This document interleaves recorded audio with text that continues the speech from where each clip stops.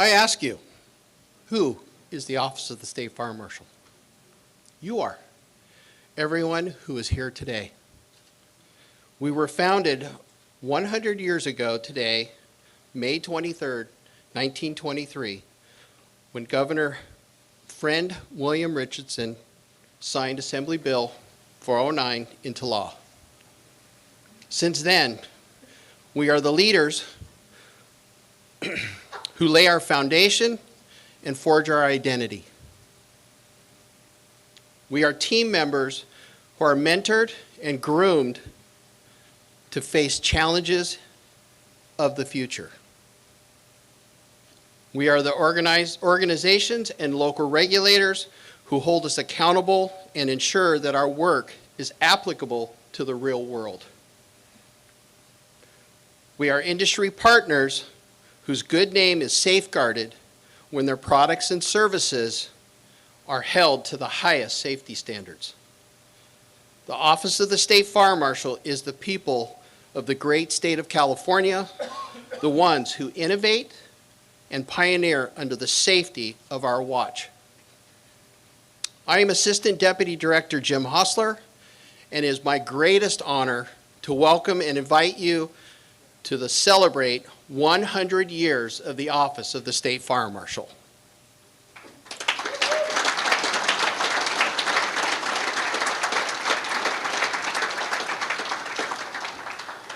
Every day we pour our hearts into fire prevention and public safety through engineering, education, and enforcement. This isn't something we could do alone. It is only through a century of working together with you, both internal and external, that we are able to be who we are today.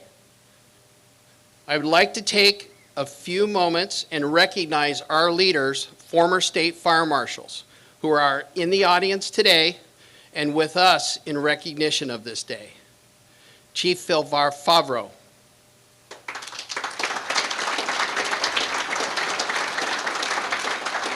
Chief James McMullen.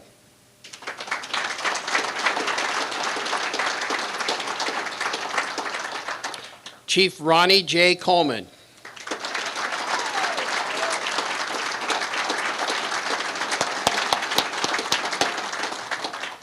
Chief Ruben Grijalva.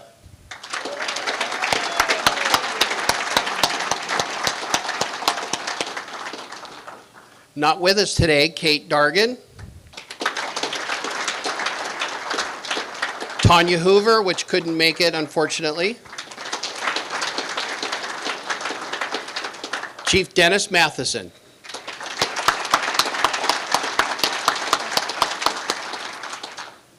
Chief Michael Richwine.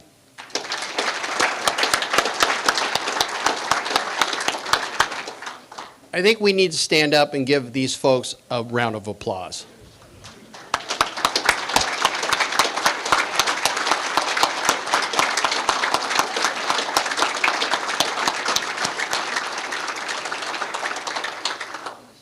Thank you, Chiefs, for your leadership and your inspirations. We will now recognize and honor all our current and past OSFM employees. Anyone with more than 40 years of service, please stand up. 40 years. Over. 40 and up.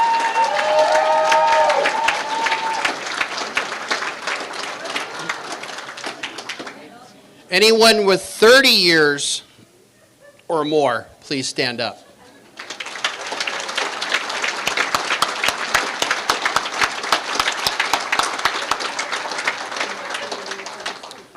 Anyone with 20 years or more?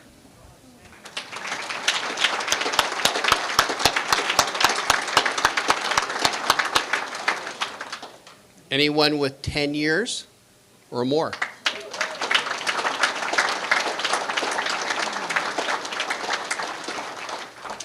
Five years or more?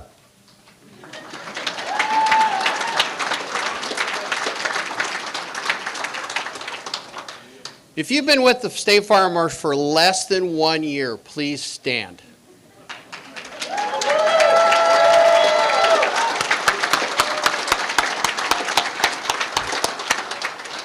Welcome to our family. And without further ado, please give a warm welcome for Acting State Fire Marshal, Chief Daniel Berlant.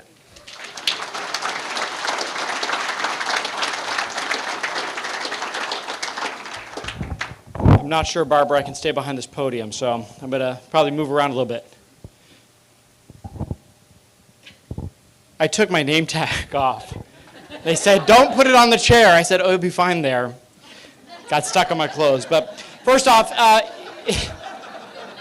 just trying to add a little fun to our celebration. But honestly, it is such an honor for me, our senior staff team, our executive management of CAL FIRE, to be here with so many people who really have dedicated their lives to work in this office over the decades. And really, if you look around the room, and there's a lot of people in the back and there's a lot of empty seats, so folks, you can be more than happy to sit right here up front, but there is a significant amount of historical knowledge about the fire service and about the office in this room. Today's not only, though, an opportunity for us to celebrate our successes as an office, and there have been a lot of successes. You know, those of you who are retired can probably remember there are longer days than there are fun days. And for those that are still working, there are still longer days sometimes that balance out with the fun days. But today is really an opportunity for us to celebrate the work we have all done, every single one of us, and more importantly, to learn and share the accomplishments of those who we follow behind, and in reality, whose shoulders we now stand on in the good work that's being done.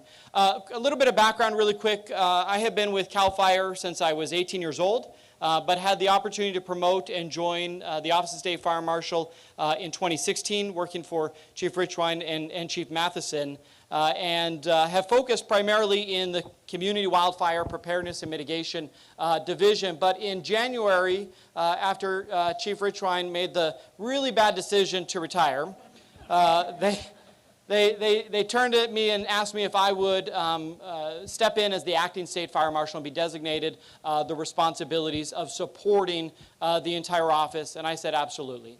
It's a little bit of voluntold, but I said absolutely. It would be an actual honor, and it has been an honor the past 5 months, especially again as we look back at the state fire marshals before us and the enormous successes that they have done. It's also a huge amount of work for us to fill those shoes. So I am honored to serve as the acting state fire marshal and again build on the legacy of the state fire marshals before us, but also during my time, whatever that may be, to continue to move our whole office forward with the support of our team. I want to take a moment and introduce our senior staff team, and so if you would all please stand up. But Assistant State Fire Marshal Wendy Collins, Assistant Deputy Director Andrew Henning, Assistant Deputy Director Frank Bigelow, and Assistant Deputy Director, as you met, Jim Hostler. This makes up the senior staff of the Office of State Fire Marshal. Thank you, guys.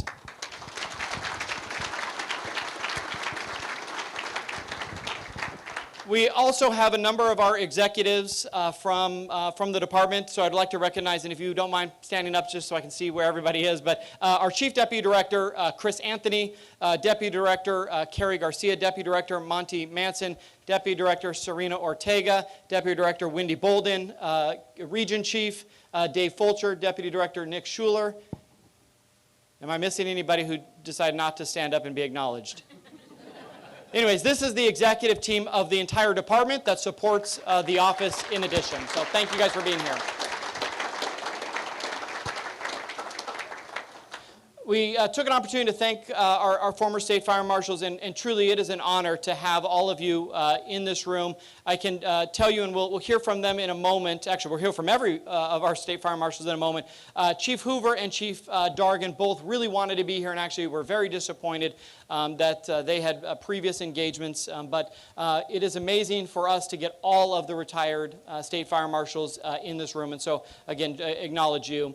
I do want to take an opportunity and thank our employees. We are only as strong as an office, and we have only gotten to this 100-year mark because of our employees. So this is like a church session where we stand up and down. But if those of you are current employees, can you please stand up?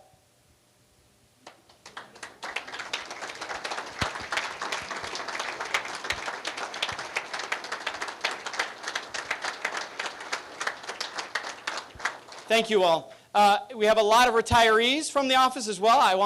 We're going to acknowledge everybody. Everybody will get thanked. This is like the Oprah Winfrey Show. When I tell you what's under your seat, you're going to be really excited. But retirees, would you mind standing up so we can acknowledge you as well?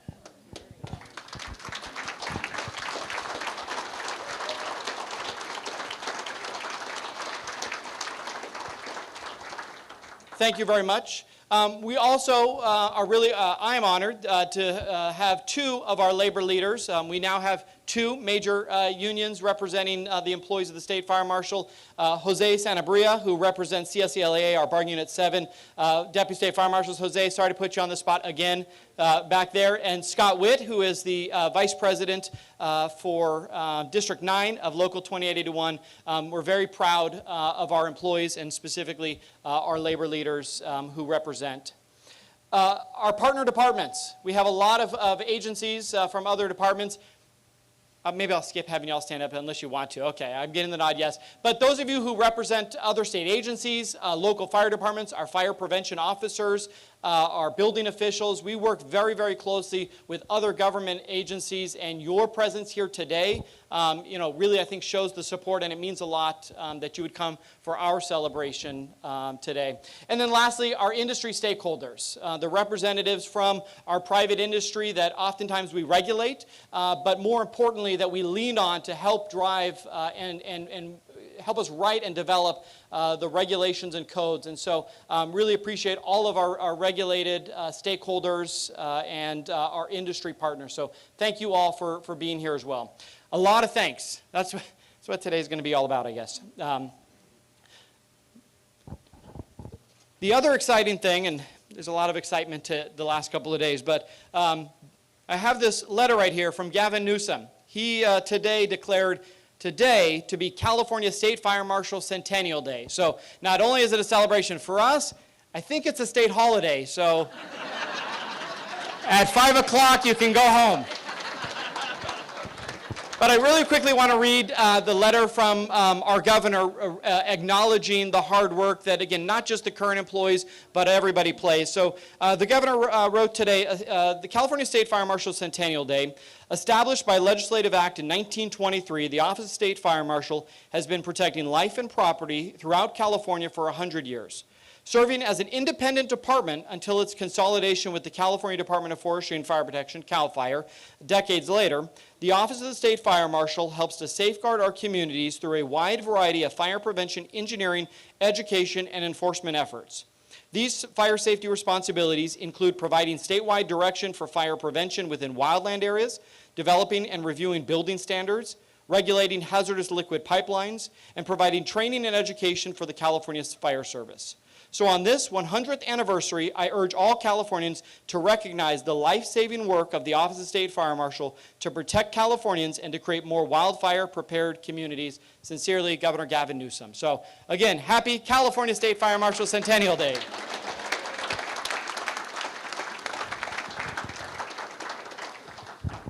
But again, if we take a moment and just pause and look back, 100 years of saving lives, 100 years of preventing fires, preventing injuries, protecting property, training, innovation, and legacy. That is what we are celebrating today. But I want to take a step back, especially for those who maybe have not been connected with the office in some of the more recent years. There's been a lot of change. I mean, you look around the room, we're at nearly capacity of this room today, and I know there's a bunch of fire marshals here that probably have already scoped out the exits, but we have grown as an office over the years. The office today is made up of 6 programmatic divisions. Our Code Development and Analysis Division, our Community Wildfire Preparedness and Mitigation, Fire Engineering and Investigations, Fire and Life Safety, State Fire Training, Pipeline Safety Division, in addition to our Support Services Division. So the 7 divisions make up the entire office. But in addition, we have the full integration of administrative and management support from the entire department. And so there are even more people within our department that support the mission of the office than just those in the room. And so again, we really have in I would even say the last several years, made light years into the merge of the office within CAL FIRE and into that full integration. We've experienced significant growth as an office. Again, you look at the room, there are so many more employees than existed in the office. Even 5 years ago, we are significantly higher. In fact, our Fire and Life Safety Division will soon be over 100 people within that division. Our Wildfire Prevention Division, I always like to say the stat, was 1 person back in 2007 and now is 63 people. But every single one of our divisions have experienced growth in the last several years, which has brought us to 274.5 employees. We have a half-time employee as well, but we've grown to nearly 300 people, and again, that's light years in just the last couple of years. In that, we are managing over $300 million in wildfire prevention grant projects, 1.4 million student hours with 13,000 fire service certifications, over 5,800 miles of hazardous liquid pipelines, over 17,000 fire protection licenses and certifications, over $6 billion right now in construction projects currently being managed. And then lastly, our co-development program, which is small but strong, has been working on more code adoptions than probably within the history of the office. That's kind of a look at where we are today. But as we kind of look towards the future of what to expect, there's a lot of issues that we're going to have to address. Obviously, we have a housing crisis here in California, and how we participate in balancing affordability with fire safety is a unique balance and will be a challenge for us for years to come. Wildfire risk is obviously continuing to be a major focal point of the state, but specifically the office. Again, one of those new responsibilities that moved over under Chief Dargan's tenure, but then has grown since, is our Community Wildfire Mitigation Division, which has grown in centralizing programs, but also increasing that. But we do that focus on wildfire risk with the support of our building industry, with the support of our local officials, our planners, and really work to address the wildfire crisis as a team. Behavioral health and cancer awareness training is paramount right now in the fire service. And as we as an office continue with our development of curriculums and course plans, that's going to be a major focus of supporting our firefighters who are on the front lines dealing with all of these emergencies. We're going to continue to have challenges, adapting to technology, making sure that we make it through this fiscal crisis that we are currently in. In fact, the state is in a $32 billion deficit, and I'm really proud to say that as we have grown as an office during the good years, as we face this major deficit, the governor and the legislature, they understand the role that our office plays, and there have been no reductions to our staff. In fact, we have a budget request for additional staffing in our Fire and Life Safety Division that's continuing to go on while most departments are taking cuts. And so we really need to pause and reflect on that being a major success. But who knows what the future will hold for crisis, and who knows what the future will hold just in general. But I'm confident that our OSFM team will continue to rise to the challenge, and we will continue to do great things just like all of you who came before us have done. Before I wrap up here, I just want to mention the office held a 2-day all-hands staff meeting from yesterday to this morning, where we really had an opportunity to learn more about ourselves, learn more about our leadership qualities, empower our employees, and hopefully, as I talked to you, hopefully you all felt that way, and hopefully you took away for those current employees something that is beneficial to you in your role. But more importantly, I really hope that our management team also heard very loud and clear the struggles that you face, but also, how do we communicate better, and how do we work with you in supporting those leadership developments.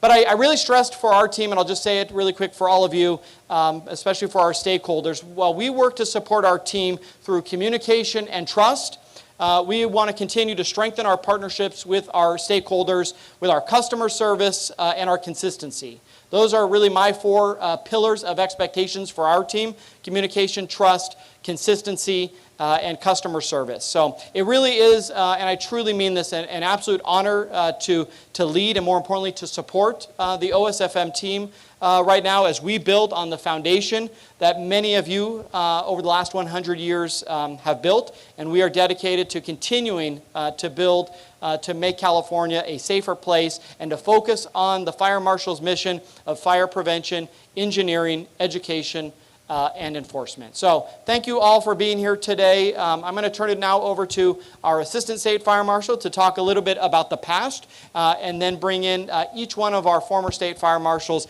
for you all to provide to us some of the successes and time that you spent within the office. So Chief Wendy Collins. Thank you all. Thanks.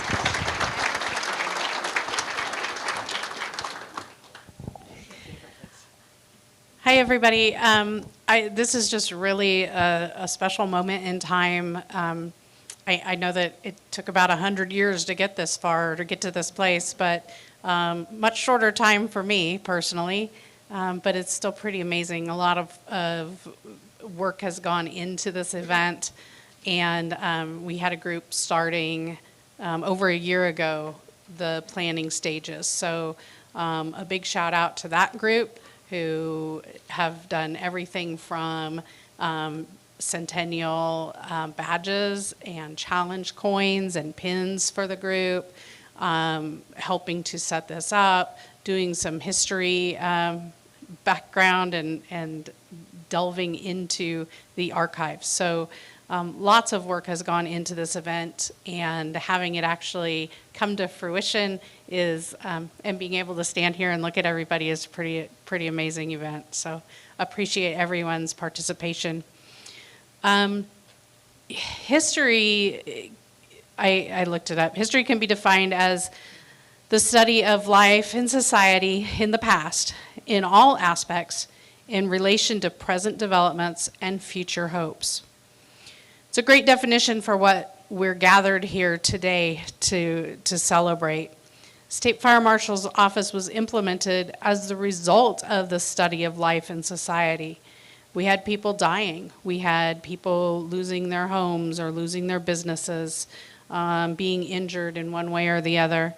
And that study is what brought about multiple things, but the topic today is the State Fire Marshal's Office because it's State Fire Marshal Centennial something day. Is that what? Here, hold on. California State Fire Marshal Centennial Day. I didn't have to remember it all because apparently it's a day off. Next year. Next year? Okay, perfect. We continue to study, and we have over the last 100 years. We've studied life and society, and we've realized the need for codes and standards that have been put forth and supported by all of the fire departments and the fire marshal organizations. There's been a lot of work to save all the people who don't know that they've been saved by this group. So also a big shout out to all the FPOs and all the prevention officers. Every day, the prevention that we do, it's absolutely impossible to calculate and to really show what we've done. So I've always talked about being able to show the wins and be able to quantify those wins. So I still encourage that anytime we can find a win, let's get it out there. So a couple of the studies in society, just today, just this date in history, we can go back to 1964 where there was a fire started in a church parish hall. There was a Polynesian festival going on at that time, and one of the dancers was in the process of lighting a ceremonial sword, which then caught fire to the white gas that was there. Then the bystander came in, helped out, pushed that pressurized water fire extinguisher on those flames. The dancers, the children that were dancing, took off their grass skirts and were trying to beat the fire down. So a couple of things didn't go quite right. But the reality is that the majority of the people that were injured in that event were caught in a stampede towards the exits. In 1986, there was an explosion and subsequent fire that occurred in an abandoned automotive service station. They were in the process of removing the underground gasoline storage tanks, and somebody came by with an ignition source and had the subsequent explosion.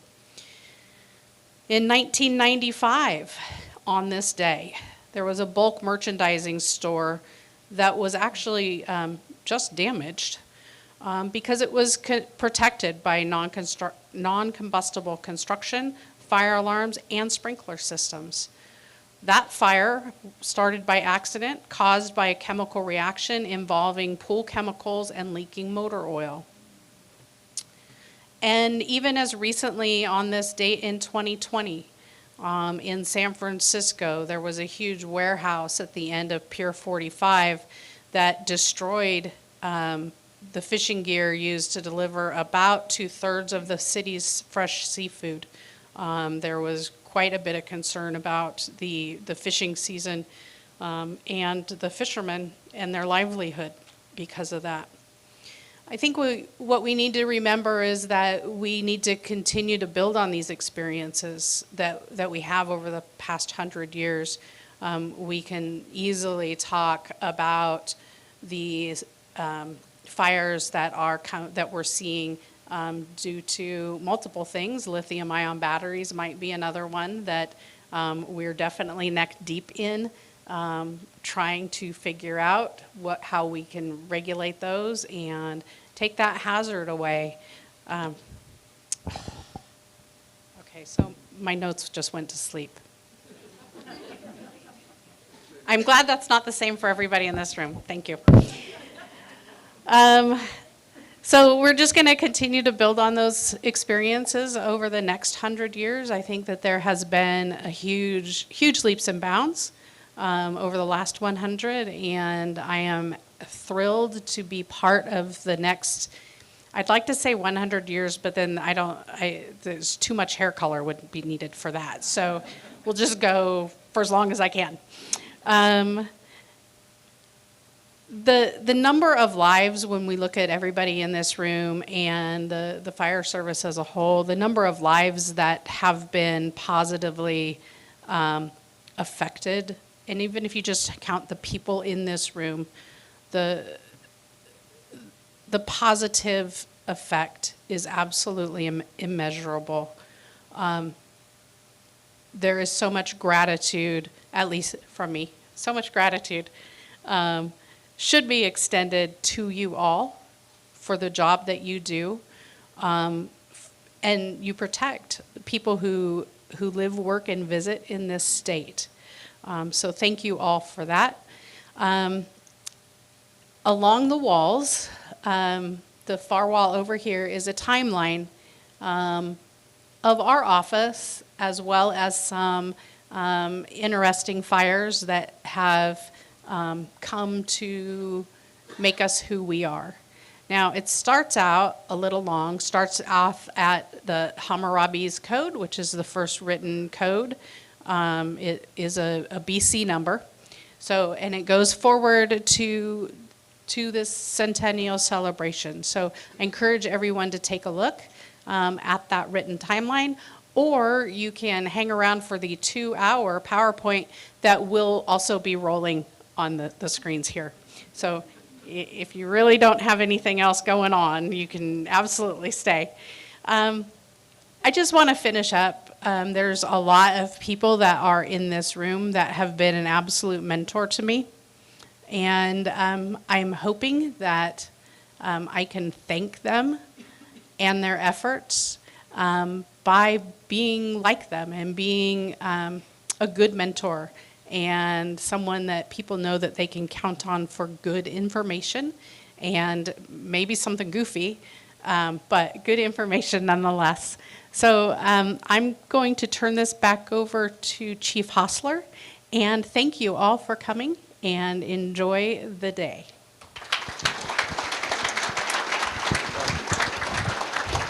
Thank you, Chief.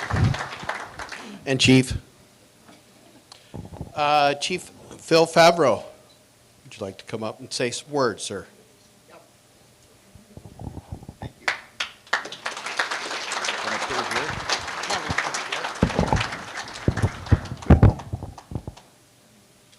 here? I don't have a computer. I have a piece of paper. That's the way we did it in my day. Before I say anything, I just want to recognize one person who's here today, who was a former deputy director of CAL FIRE, and that's my son, Tony Favreau.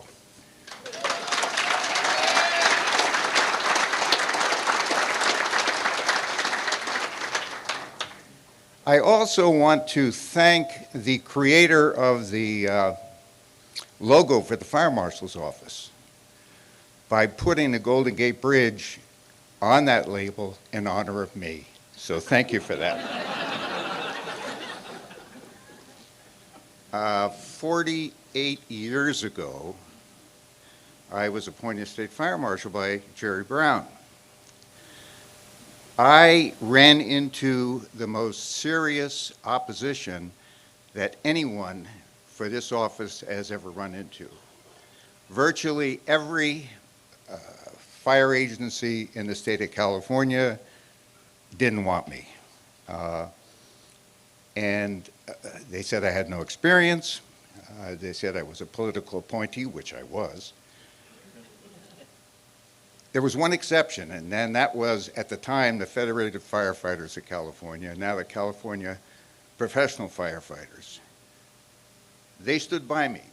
I met with them after I was appointed, and they were the only ones that stood by me in the first few years of my administration.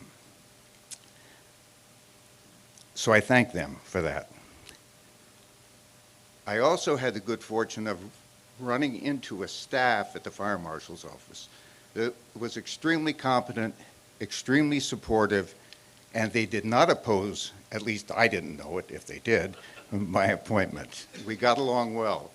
One man in particular, actually two men, but one man in particular virtually ran the office from a practical standpoint, and his name was Don Truitt.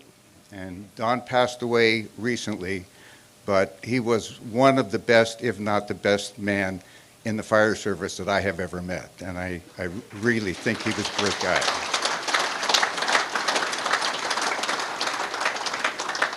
The other was Ed Seitz, who started the process of making us more public.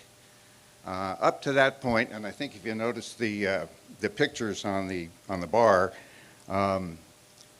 before Jim McMullen became fire marshal, there were virtually no pictures.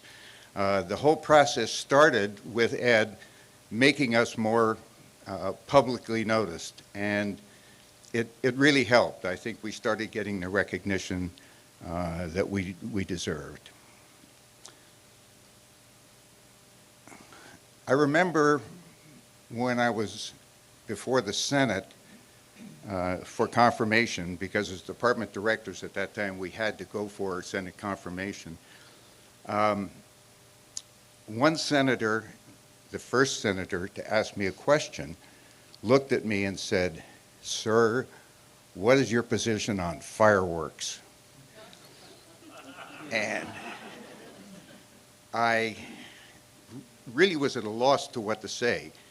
I think I said something like, "Well, I'll observe the law." And then I thought to myself, I don't have a position on fireworks other than going to Chinatown in San Francisco and buying them.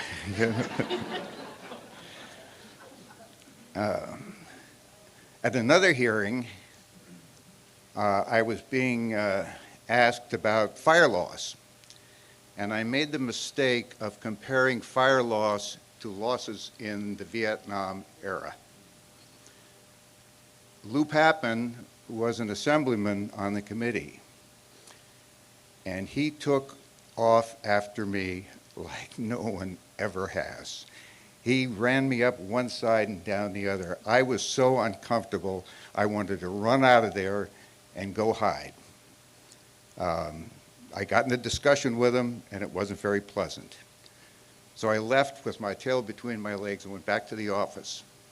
An hour later, the phone rang, and when I answered it, there was a woman on the line that said, "Sir, I work for Assemblyman Lou Papin. He'd like to speak to you." I said, "Oh boy, this is going to be something." So he came on the line and he said, "Sorry what we did in that assembly room." He said, "But I have tender feelings about Vietnam because I was there." And I said, "I apologize. We shouldn't have gotten into the discussion we did." He said, "Let's have lunch." I went to lunch with him. We had a long discussion, and he became one of the most supportive members of the assembly that we ever had. So good things come from sometime losing one's temper. If you noticed on the table there around that bar, there were very few pictures of the fire marshal's office between McMullen and Coleman. Excuse me. Yeah. Well, anyway, I forget now. I'm getting old. No pictures of us, put it that way. And the reason was that at some point, all those pictures burned in the famous fire that we had. You didn't mention that when you were talking about fires. Yes, trying to forget. I got more phone calls from friends of mine wanting to know what the hell kind of a job was I doing when I couldn't even prevent a fire in my own office. Anyway, a couple of other things, though, that I find that were really interesting. One of the things that I'm most proud of was the high-rise regulations that we were able to pass during my tenure. And the people that helped with that from all over the state of California working together really made a difference. And I'm very proud of the high-rise regulations that really led the nation at that point in getting things done. The other thing that was that I thought was interesting, and it's in the press today a bit, although not in the same way, was the regulations or the legislation that was being enacted to require catalytic converters in place of conventional exhaust systems. The city and/or county of LA was in opposition to this, particularly one member whose name I can't remember at this point. But I had a hearing with that body in LA, and he demanded that we test catalytic converters to ensure that they were safe, because he was convinced that they were not safe, that they were a fire hazard. We did it, and we were able to show that a conventional muffler system was far more likely to cause a fire than a catalytic converter. He removed his opposition, and the bill went into effect, and of course now catalytic converters are the state of the art throughout the country and are being stolen every night. So just a couple of other things. I had the good fortune of being a department director, as I mentioned earlier, and I worked for Rose Bird, whom I had a great deal of respect for. She went on to become the Chief Justice and had some difficulty retaining her position, but I thought she was a wonderful woman. But one of the things that she instilled in me was the need to broaden the base of the fire marshal's office, which at that time was all male and all white. We were able to start a transition at that point, and I'm happy to say that one of the two first women who became deputy state fire marshals is here today. That's Diane Ahrens. I think before we're somewhere out there. Yeah. There she is. And the other was Nancy Wolf, who wasn't able to be here today. But I think that that was something I was really proud of, that we were able to make some changes in that regard. One point about something that's interesting here today is that the consolidation of the Fire Marshal's office with CAL FIRE. And not to take any credit away from Ron Coleman, who made that work, is that we had put together a consolidation proposal to take effect in the last days of my tenure as fire marshal. Time ran out and we didn't get to do it. The only difference was that my proposal was that CAL FIRE become a part of the fire marshal's office. Didn't happen. Anyway. Finally, two things. The California Firefighters Joint Apprenticeship Committee. Along with Cal Professional Firefighters, we were able to get that instigated, and today I believe it's the 40th? Yeah. And that happened, and I'm proud of that as well. One other thing, and I'm not being facetious when I say this. The arson unit of the fire marshal's office were peace officers under some section of the code that I don't remember anymore, which entitled them to carry weapons. And as much as I hate to cast dispersions on this, they would walk around the office with .45 caliber guns on their hips all the time. And I'm not a gun fan, but it made me nervous, that all these guns. And so I told them to get rid of the guns, put them in their office desks, keep the guns, but don't wear them. Talk about opposition to that. Oof, that was another difficult one. Anyway. Again, just recently I was talking to Jerry Brown, and he asked me what I thought of my tenure as fire marshal. And I said, it was fun. And he looked at me and said, being governor was fun too.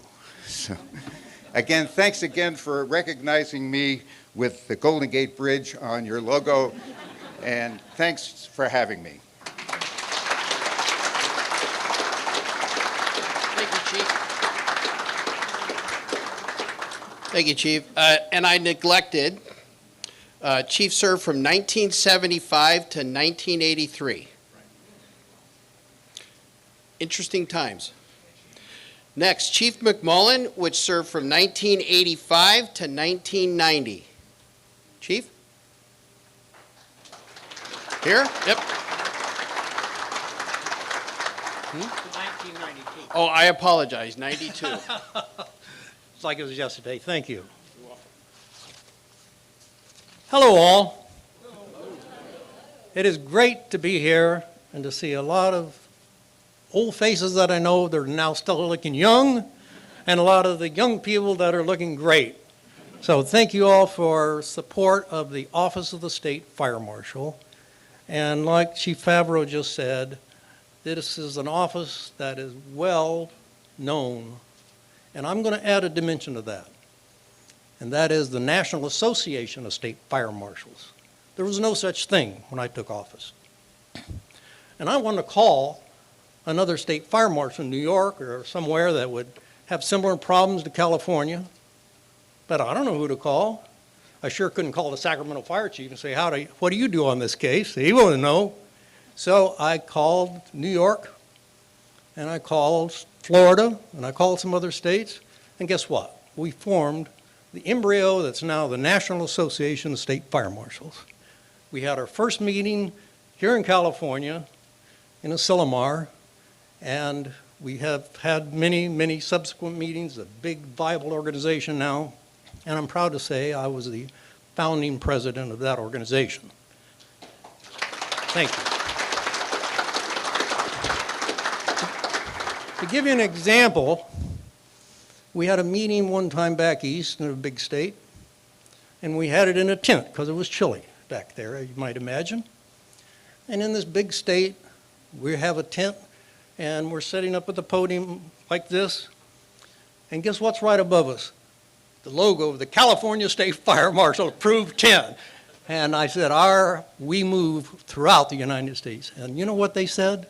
You're right. Anything that's approved in California, we accept in our state because we don't do that, and you guys do. And so that's just one example of the respect you all have from the rest of the state people in fire prevention. The other thing that we did is accentuate one of the things that we just heard about, and that was pub ed. We believed, just like Phil said, we believed in public education, and we fostered public education. Those of you, when I say we, because it was our team, it wasn't just me, it was the whole team. We did it together. And we held a symposium, and some of you may remember the symposiums down in the Silomar. We'd have an annual symposium on a topic, and one of the topics was public education. And through our Public Education Advisory Committee, we decided we needed to do something about residential fire sprinklers. Folks are dying in their homes. We need to do something about it. We regulate the dickens out of all these other buildings. We don't regulate single-family residences. A person's home is a castle. We've always heard that. But they're dying in those homes. So we came up with some ideas on, well, let's educate the public on what to do. And voila, the residential fire sprinkler trailer came about. And some of you may remember that old guy, and it may still be around. I don't know, is it still around today? No? Well, it was fun. We'd build a fire inside, and the heads would go off, and you're hoping it worked, and you're hoping the door would work when you came out. And I was in it a couple of times. And I remember actress Shirley Jones and I were in it once, and she was terrified, as she might have been. Fortunately, because she lost her husband in a fire, a residential fire, she was instrumental in helping us with that. But that trailer was going around throughout the state of California promoting residential sprinklers. In addition, even before clock changer battery, we had to do something about batteries being dead in smoke detectors. So we had signs up. Some of you may remember those signs. Is yours working? Smoke detectors save lives. We had billboards donated throughout the state. And then another dimension was we had declared war on arson. And Phil just mentioned the folks running around with sidearms. Well, we had an arson and bomb division, yep, but we declared war on arson bigger than our office, bigger than CAL FIRE, bigger than all of us together was the state of California. And so we had a joint press conference with Los Angeles and San Francisco and all the other major cities, and we had press conferences, and we declared war on arson, and we put energy toward doing something. So guess what we did? We had another symposium on arson. And during that symposium, one of our speakers had to leave. And this speaker was from San Diego. Wasn't a fire service member, but it was another person involved in the field. And guess what? Someone had bombed their car. And so, yeah, it really caught everyone's attention. Yes, we do have an arson problem.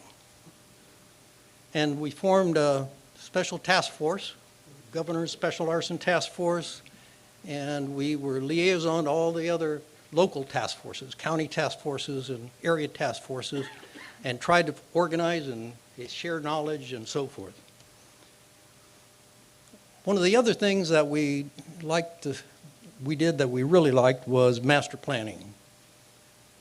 Before I was there, I don't recall we ever had a master plan, or at least no one remembered one. So we formed, and guess what? We wrote a master plan for the State Fire Marshal's office, and guess what we did? Another symposium on master planning, so other fire departments would have master plans, and not just day-to-day planning, but master planning. And Chief Favreau mentioned CalJack, and CalJack was a great organization and still is, I believe. And CalJack, we really promoted, and Fire Marshal was the management team member along with California professional firefighters, and together we did some things that we needed to do in those days. And that was make opportunities for underrepresented groups, for minorities and women to get into the fire service. And we learned, you know, women have been in the fire service for 10 years now. But guess what? Their boots don't fit. The clothes were built for males. And we promoted getting proper uniforms and proper safety gear for women to promote females in the fire service. Thank you.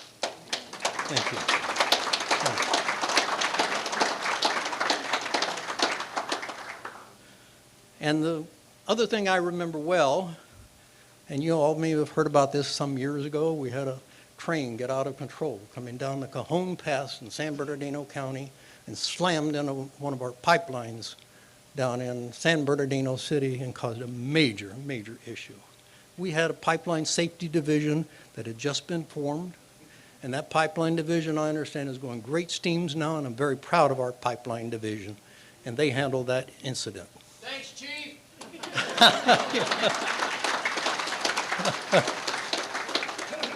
And then lastly, I want to recognize another thing that occurred. Unfortunately, we had an actor carrying 2 children on a film set and running.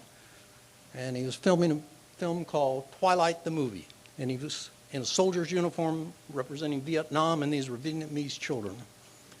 And a helicopter was blown off course. And unfortunately, they were both killed. And so guess what happened? We formed the State Fire Marshal's Film Industry Unit. I understand it's still going strong now, maybe a new name, but how about the film industry people standing up and being recognized? I saw you back there.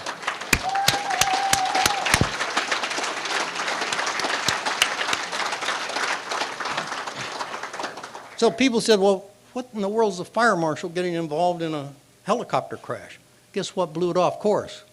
A pot that was caused from explosions. The mortars you see in the movie, don't come out over the air like they do in the military. They come out of the ground.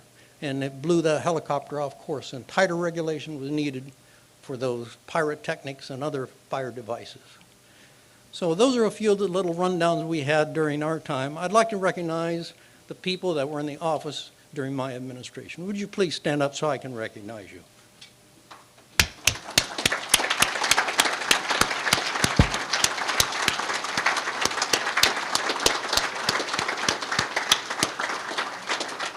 This was the team that made it happen. Thank you all very much for listening to me.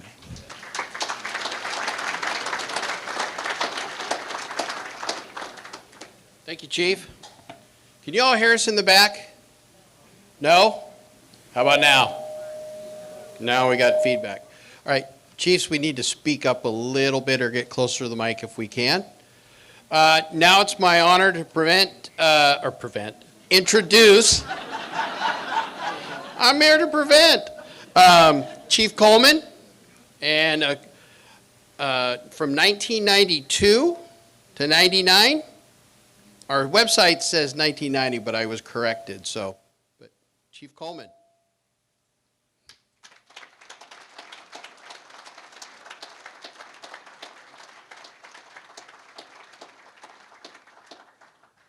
Thank you very much for this. Oh my God, I didn't realize there were this many people here. I've been sitting up in the front row and reflecting a little bit on my experience as State Fire Marshal, and there's a word that I would like to have you all reflect on for just a few minutes, and that is ubiquitous. Ubiquitous meaning you're everywhere. The State Fire Marshal's office was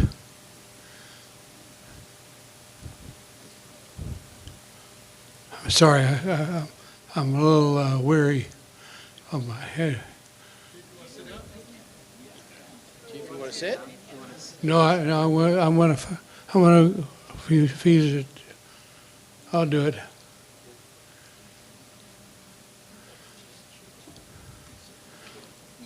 There we go.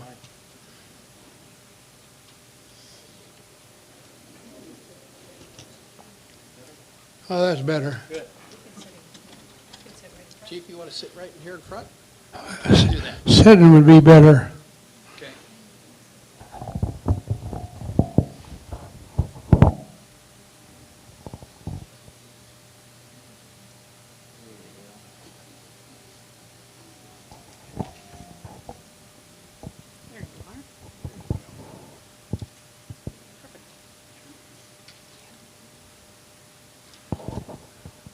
I apologize for my infirmity right now, but I'm suffering a little bit from diabetes reform and not doing all that well anymore. But I do have one story to tell about the fire marshal's office, and it involves the word ubiquitous. We are everywhere. And we pause to relate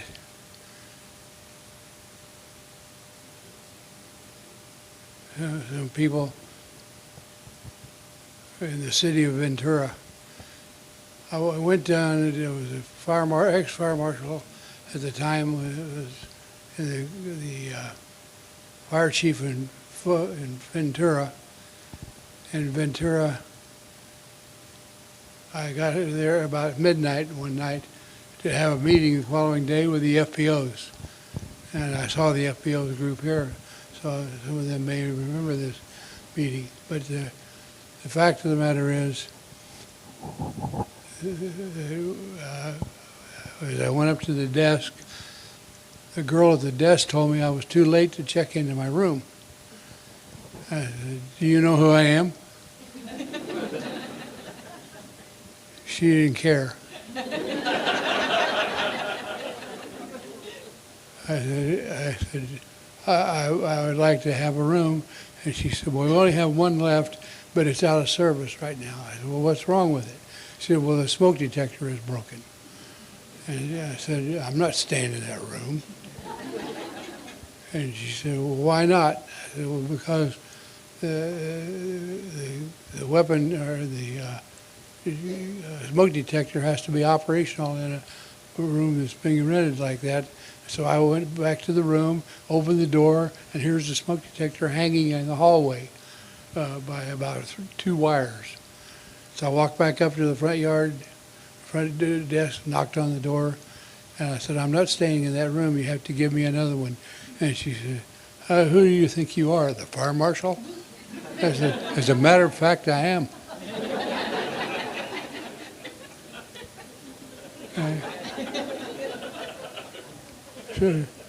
Her boss come walking out of the back room. "I can't believe she said that."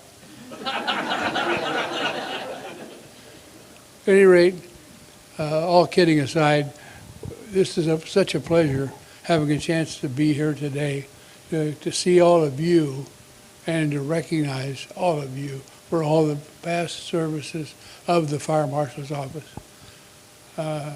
Many of you may not remember this, but the fire chief of LA City Fire Department was one of the first advocates of having a fire marshal's office in California in 1920s.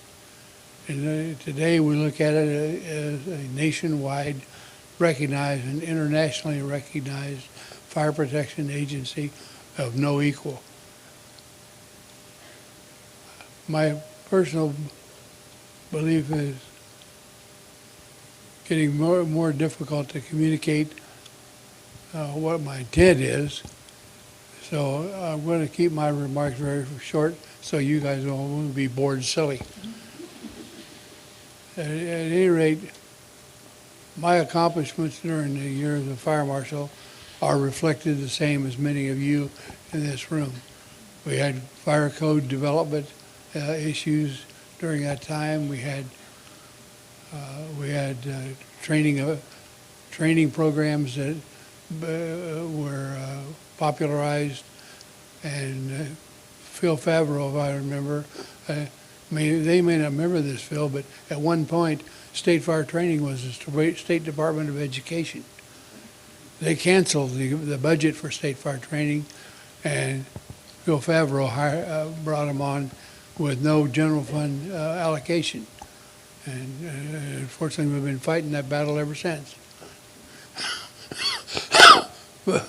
But my personal experience was working with the statewide Training Education Advisory Council, was known as STAKE, in the accreditation concept, which got the community colleges and the local fire departments to begin to reflect positively on working together with State Fire Training. There were a lot of other things. I attribute my years to being unique in the sense that I was one of the few individuals who saw the wisdom to doing the coordination of fire departments and coordination of state fire training into accredited academies, which is now one of our most powerful groups when it comes to determining the curriculum for all future fire chiefs.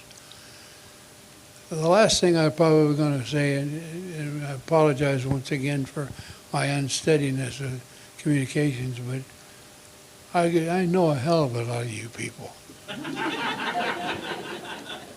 And I lasted about 50 years also, and as I look back on it, my career was a lot of fun also. We can tell Governor Brown that.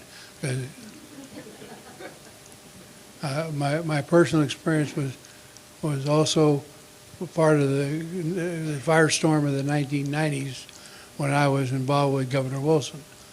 And he asked me one night, he said, every time we go somewhere, there's a fireman here.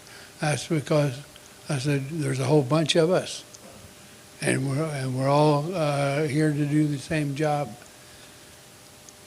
Anyway, I appreciate having the opportunity to speak to you, and I apologize for my lack of ability to coordinate my mouth and my brain at the same time. It's not working very well. At any rate, thank you very much for having the opportunity. We'll get you moved. We'll get you moved. Can I borrow this, Chief? Chief, my wife blames me all the time that I don't have the ability to speak my mind. And it wouldn't matter if I did, right, dear? Yes. It's my honor, Chief Grahava, 2004 to 2007.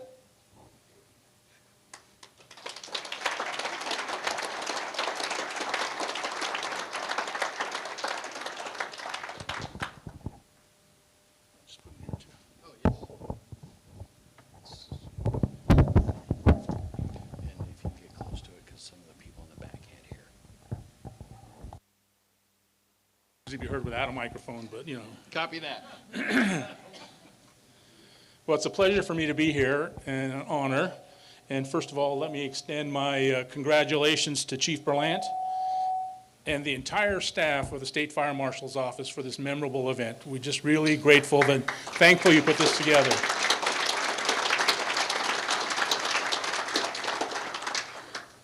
I have an interesting story in how I came to the State Fire Marshal's Office. It was unplanned and kind of reluctant.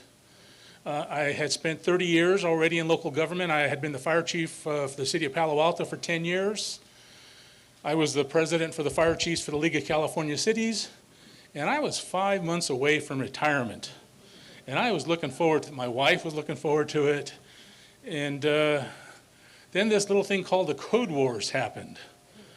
The state decided to adopt NFPA as the building and fire codes and go away from ICC. And I had been a code geek in my life. I had been a fire marshal for 5 years for the city of Sunnyvale, actively involved with developing codes and in the code process.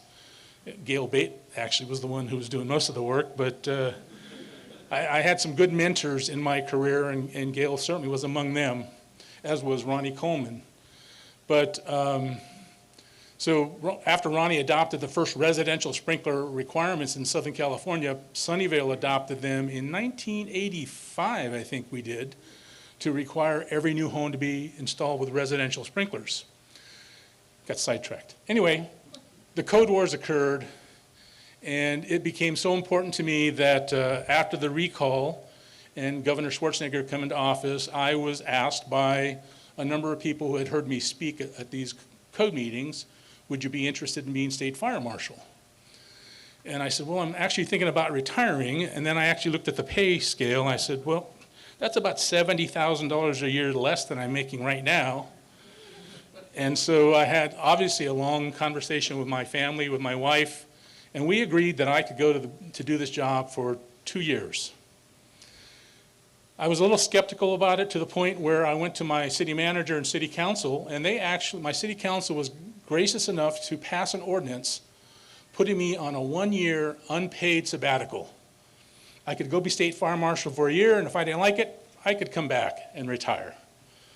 So, but this office has that magic, you know? You get there and you love the job, you love the mission, and you love the people that you're working with. And that's what I found when I came to the office.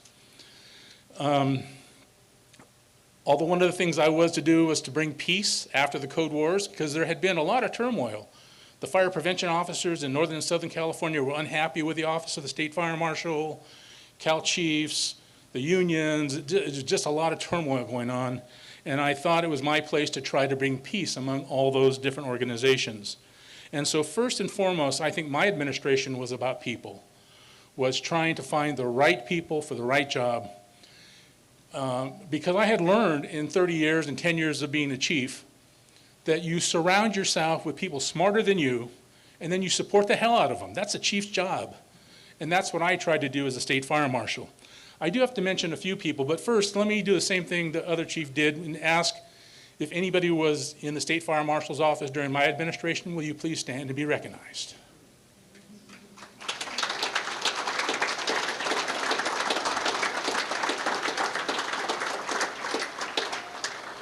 Because your success is only with the people that you work with. And I am going to mention a few of the people who I consider to be key advisors to me and helped me be successful in the office of the state fire marshal. One of those obviously was Kate Dargan, who I brought in as the assistant state fire marshal from, she was a Napa County fire marshal. She brought in Tanya Hoover to support her. Then we had Mike Richwine that we put in charge of state fire training, which wasn't in the state fire marshal's office when I got there, by the way. When I got to the office, there was 83 people in the office. State fire training, ABI were part of CDF and were not part of the state fire marshal's office at the time.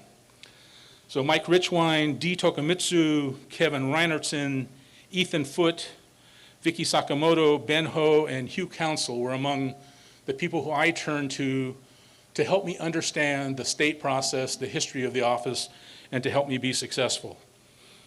And I wouldn't have been successful without these people and the other staff that were present.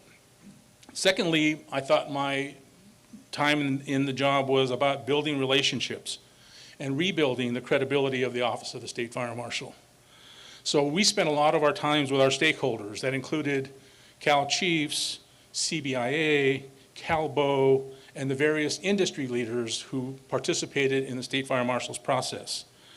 We worked on our internal relationships with Unit 7, the union, and also with 2881, the stronger union of the two groups that were very powerful and still are powerful today in California. So I try to spend a lot of time building relationships with those groups, as well as with other state agencies. I spent a lot of time meeting with directors of other state agencies who we did business with. You know, I didn't want to go into their office for the first time with a problem. I wanted to meet them first under good conditions, as well as meeting with members of the state legislature as well as the governor's office, building a relationship with Dan Dunmoyer, Cabinet Secretary Susan Kennedy, Governor's Chief of Staff, and Governor Schwarzenegger himself. I also thought that our group was an opportunity to bring about a vision for the future. When I first walked into the office, I talked to Rose, and I said, can I get a copy of the strategic plan, the work plan, whatever? And there was nothing there for me to look at. There was a budget. That was pretty much it. So we decided that we needed to put together a vision for the future, but a vision put together by engaging our leaders with our stakeholders. It was also about speaking truth to power, making sure that what we needed, we went after. And that was my job, was to get the budget, to build the relationships in the governor's office, and to make sure that those resources would flow into our office. Although some of my best influence with the state fire marshal's office came later when I became director. And as director, I had more influence in helping the state fire marshal's office than I did when I was the state fire marshal. because a lot of those things were part of CDF. And so I served as director and state fire marshal for nearly a year combined before Kate was appointed to replace me as a state fire marshal. But Kate and I worked as partners. Most of you know we worked very closely together in making changes throughout the department, not just within the state fire marshal's office, but organizationally within then CDF. Some of the significant changes that include, well, we reversed the decision of the NFPA codes over ICC. We returned the state fire training to the Office of the State Fire Marshal.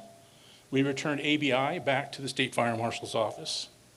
We renamed and rebranded CDF to CAL FIRE, working closely with 2881 and every division within the organization as we developed that process to design the patch and to put out our mission as an organization.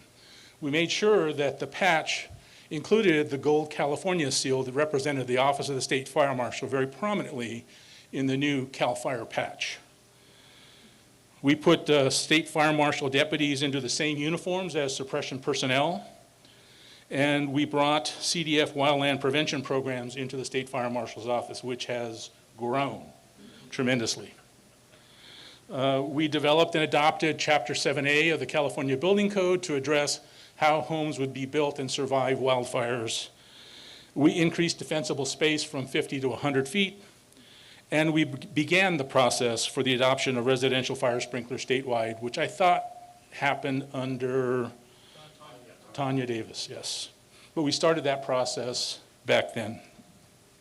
And finally, it was about preparing the next generation of leaders. We spent a lot of time training the leadership in our organization about decision-making processes and made sure that our leaders always looked at the impact of their decisions. And some of you who were there with me remember, don't come in the chief's office unless you know what's the legal impact, what's the operational impact, what's the financial impact, what's the labor impact, what's the union going to say, what's the political impact, and what's the social impact, what's the community, how is the community going to accept that?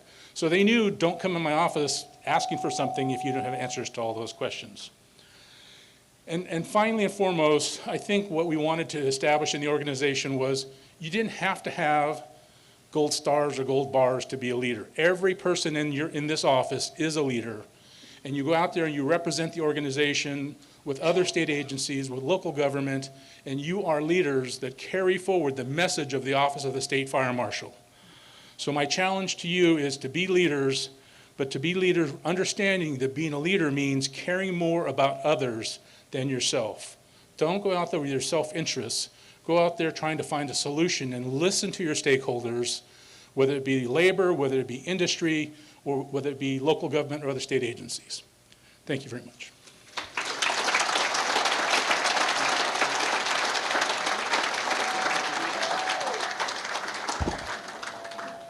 Thank you, Chief.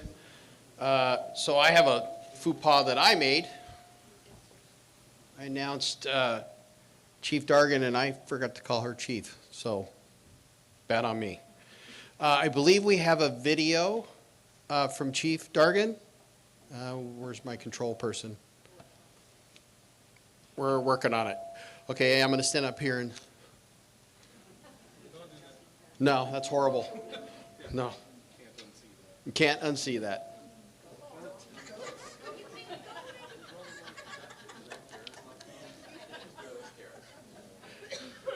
Okay, I think.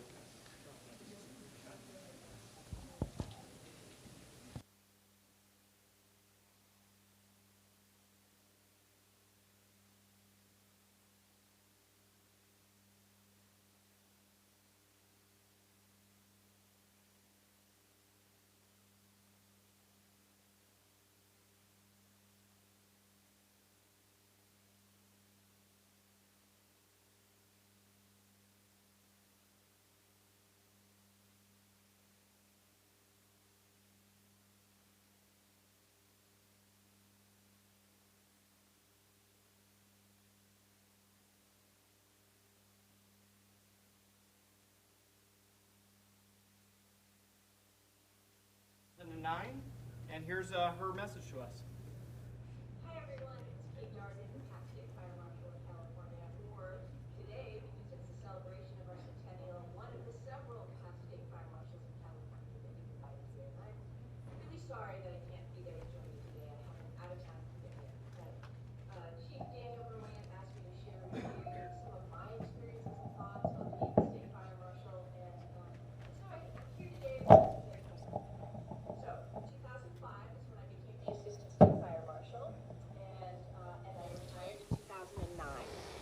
So that was my tenure between assistant and state fire marshal. And the people, really the wonderful folks that I worked with very closely at the time, of course, were Chief Ruben Grijalva. I think he's here with you today. Tanya Hoover, Chief Tanya Hoover, who has gone on to do wonderful things. I'm so proud of Tanya. She's amazing what she's accomplished. And of course, Chief Mike Richwine, whom I'm hoping is here with you today. Mike was the State Fire Training Director when I came on, and he went on to do awesome things as well. And then some folks that probably aren't with us today, certainly Dee Tokamitsu, I doubt that she's able to get out. And then Sherry Habone, who is my executive assistant, who has passed. So I just want to honor those folks who are really important to me and part of that inner team that really helped me be successful as a state fire marshal. So I'm proud of a couple of things, and that's my grandson Nico, so I'm sorry we're including him today, though. He's excited about this as well. I was the first woman state fire marshal of California, and that's a fact that I'm really proud about. I was also the first one that came out of CAL FIRE, which at its time was a little controversial. People weren't sure if I had the passion for fire prevention, local fire service, but I think that I did them proud, being a CAL FIRE state fire marshal, but also servicing local government. And so some of the things that I really wanted to focus on that I think that were accomplishments in my time, I was a champion for planning, prevention, and mitigation. I pounded those desks many times about the importance of those things for CAL FIRE and the integration of the State Fire Marshal's Office with CAL FIRE and how we had to adopt those as central core tenets of our CAL FIRE philosophy. And I'm seeing that play out today in many ways. I'm really proud of what CAL FIRE has accomplished with the State Fire Marshal's Office leading in this prevention, planning, and mitigation. So things that I worked on in my tenure, the fire hazards, that first rollout of the digital ones, the state fire plan, fire planning legislation. We set the groundwork with some of the introducing ground laying legislation for our fire planning and land use planning units today.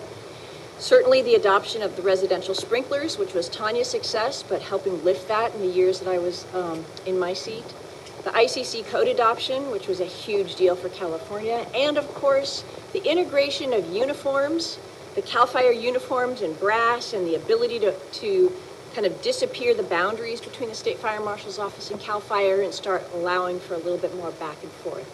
So those are all things that I count as accomplishments in my time. And lastly, I think what I learned the most, taught by Ruben, echoed by others, it's something I teach again today, which is the power of relationships is what changes our world. And so whether it's the building industry, the sprinkler community, the environmental community, our firefighting community, our civilian, just developing the relationships with people and building trust, and then slowly making changes. I guess that's one of the biggest lessons I learned, and I hope that's still a big cultural core for the State Fire Marshal's Office. So to all of you, my thanks. I hope you have a great day. My heart's with you. Thank you.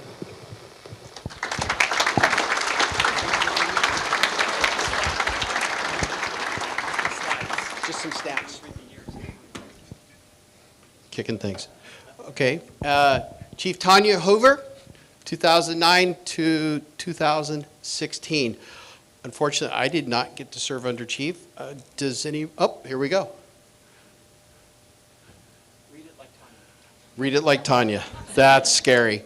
I am truly proud to have served California and the California Fire Service as the SFM. It has been and always will be a highlight of my career. Chief Tanya Hoover, current Deputy Fire Administrator, U.S. Fire Administration.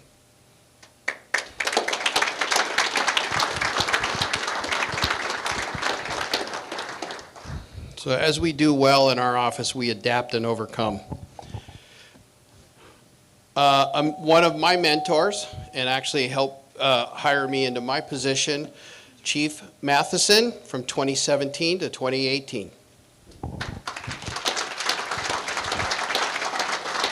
Thank you, sir. Who put Vaseline up here? What's going on?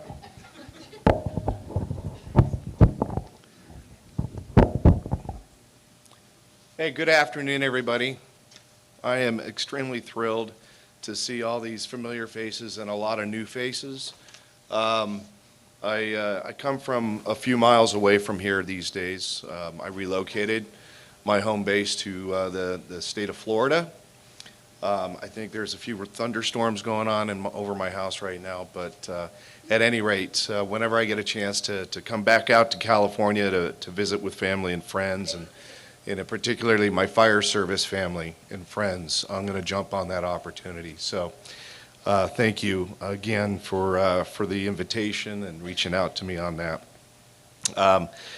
Before I get into any of some of my background here, and I'll try hard not to bore you with that, because a lot of you know me and a lot of you know a little too much about me.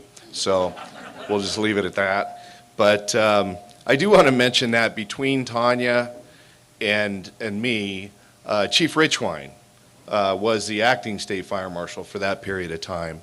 And it was a very interesting period of time because I had spent most of my career as a local government fire marshal, about 26 plus years with a fire district right here. It's now called Sac Metro, but back in the day it was called American River Fire District. That's actually when I met Diana back there on some there she is right there. Back in 1986, doing a joint convalescent home inspection.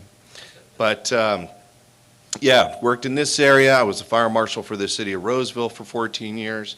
Had a blast doing that, had a blast helping to basically double the size of a city during that time. And then I tried, then I went and worked for NFPA for a short period of time. And then I was like, okay, you know what, I'm going to try some different things other than the fire service for a little while. And then a couple of my colleagues and friends from CAL FIRE called me one day and said, hey, we know you don't want to work in the fire service right now, but we got an idea. So that they sucked me back in. And so I came to work for CAL FIRE and doing some information communications work. So they said, hey, we got this little thing called the fire prevention fee. We'd like to help you work, or have you help us work on some public relations on that. It's not a big issue, no big deal. You're going to rock it. Yeah, right. Anybody who has not heard about the fire prevention fee? Okay, y'all know what I'm talking about. Yeah, so came in, helped a little bit, probably made some big mistakes on that one. But, and then they came to me and said, hey, we want to stand up the public education program statewide. Would you be willing to do that? I'm like, for crying out loud, I haven't finished this job yet. So yeah, okay, I'll do that. So we did that for a little period of time. And then somebody called me and said, hey, we need a chief of state fire training over in the fire marshal's office. I'm like, never been a training chief. How does that work? It's okay, you got this handled. So I ended up going over to the fire marshal's office and working for Chief Richwine. And for those of you that you don't know, Mike and I go way back. I feel like I've worked for the state fire marshal's office my entire career. Because from way back in the day, is that Manny? Manny Muniz back here? No. I'm seeing faces from the past. Squirrel.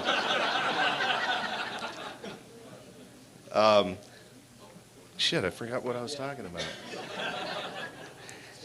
Yeah, state fire training. So Mike and I go way back, and I have interacted with the fire marshal's office on a lot of different levels as a local person, whether it's coming in and working on a committee, worked with Kate and Tanya with the residential sprinkler projects, bunch of things. So it's like, I feel like I'm always in the office anyway, so I may as well just work here, right?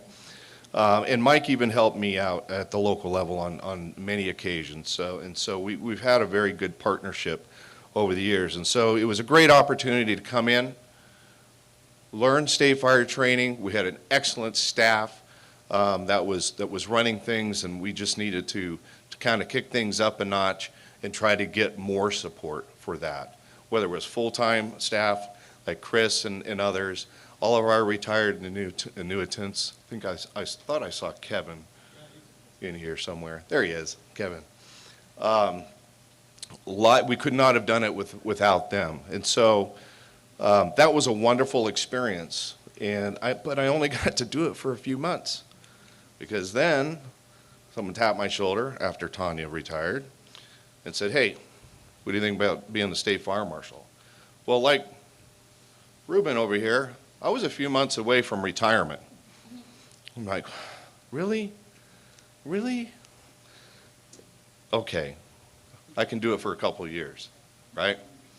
So we went through that long process, and you know, Mike and I worked very closely as we started making that transition. And one of the things I realized was we needed to put a little effort into kind of shoring up our foundation. And what I mean by foundation is our people. We need more people, right? We need excellent people. We need to be able to compete with our market out there. And we had I think it was a 40% vacancy rate when I began as the state fire marshal. And I don't know how you can possibly be expected to fulfill your mission, all of those statutory obligations that we have, when you only got 60% of what you need, and then some. And so we began this process. So, like Chief Favreau here, I too was appointed by Jerry Brown, his second time around, on my 50th birthday, which was when I was planning on retiring. But it's all good. You know, I wouldn't change a thing. We had a blast.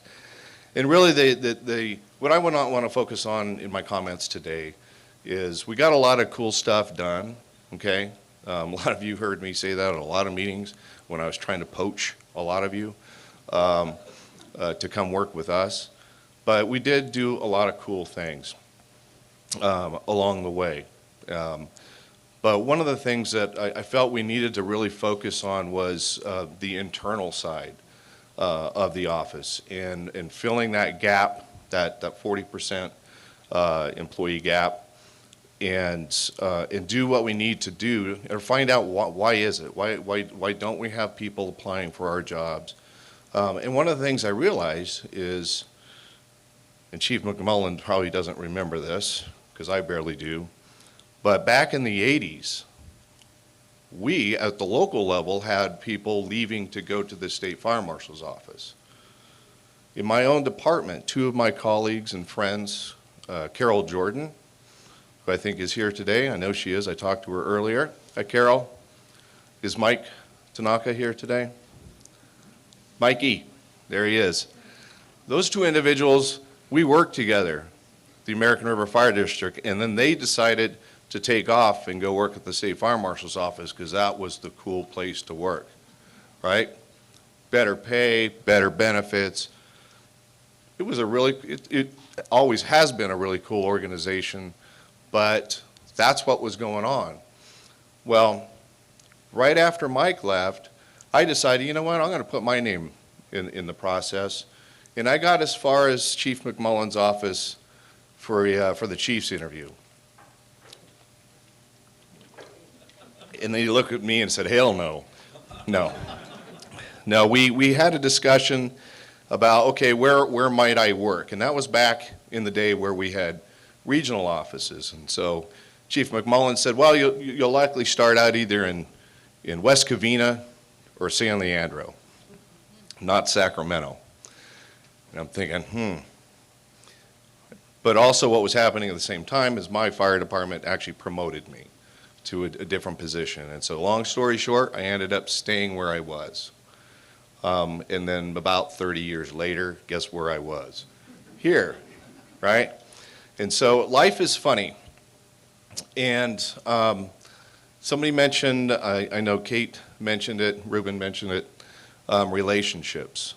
If you haven't figured out in your career at this point that probably the most important aspect of your time within the fire service will be your ability to build and foster relationships with everybody that you come in contact with, whether it's your coworkers, whether it's our stakeholders, our fire prevention officers, building officials, all of the various industries that we deal with, you have to have good working relationships. Otherwise, you don't get anything accomplished, right? Nobody wins if you don't have good relationships. And so we set out to try to fix some of our systemic issues when in the hiring, the recruitment, and the retention world. And I won't bore you with the details, but sometimes government can be its own worst enemy. And so we found that we had some bureaucracies that we needed to work on and fine-tune in the hiring world. So where in the past it might take up to, or maybe even more than a year, to try to get a new deputy state fire marshal on board through the background investigation process and all of the exams and so forth that you have to go through, we were able to, with the support of our entire organization, cannot tell you how much time our executive staff, Chief Berenson, Chief Pimlott, everybody sitting here up front, our HR folks, our budget folks, everybody trying to help us solve our issues. And so we started doing some more innovative things. I know myself and my staff did a lot of beating of the bushes out there in the fire service at every meeting, handing out recruitment cards. And I wasn't too proud to try to steal somebody from another organization. And so within the first year, we cut that vacancy rate in half. We were able to we didn't get the raise for the deputies that I had asked for, but we got something. It was a step in the right direction. And so we were able to get pay up. We were able to start getting more interest. We were able to get that hiring process time down to a more reasonable time frame. And we started seeing more people coming in and joining the team. And one thing I would ask is, everybody in this room who I swore in during my short 2 years in that position, please stand up. Anybody? No, we got a few, okay.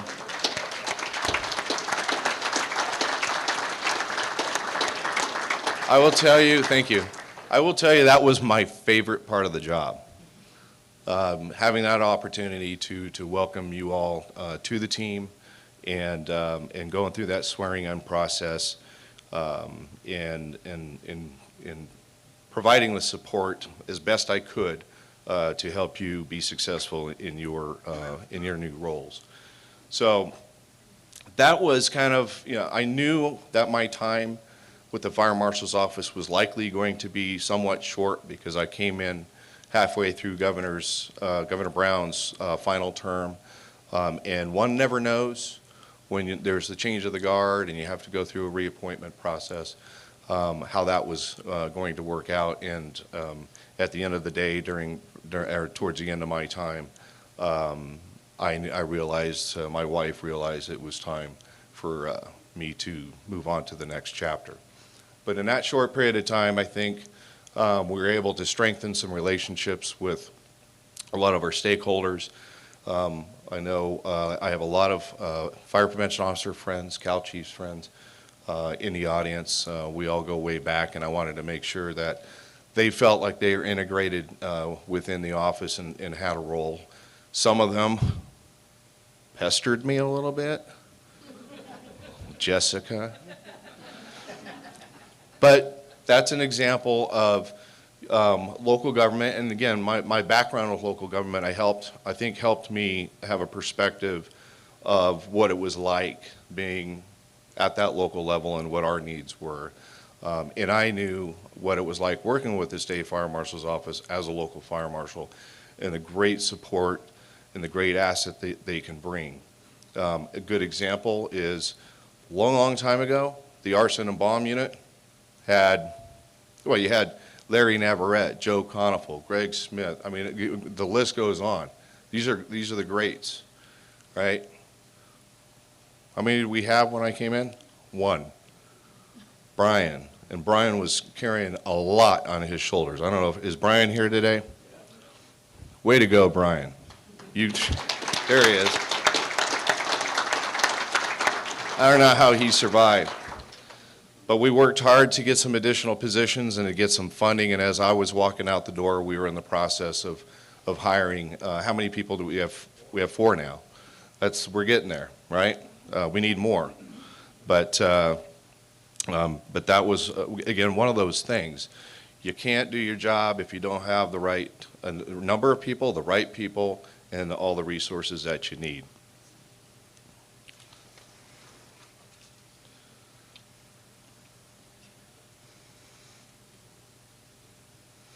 Another thing that we did make some huge leaps to success on, I think it was the Fire and Life Safety Division.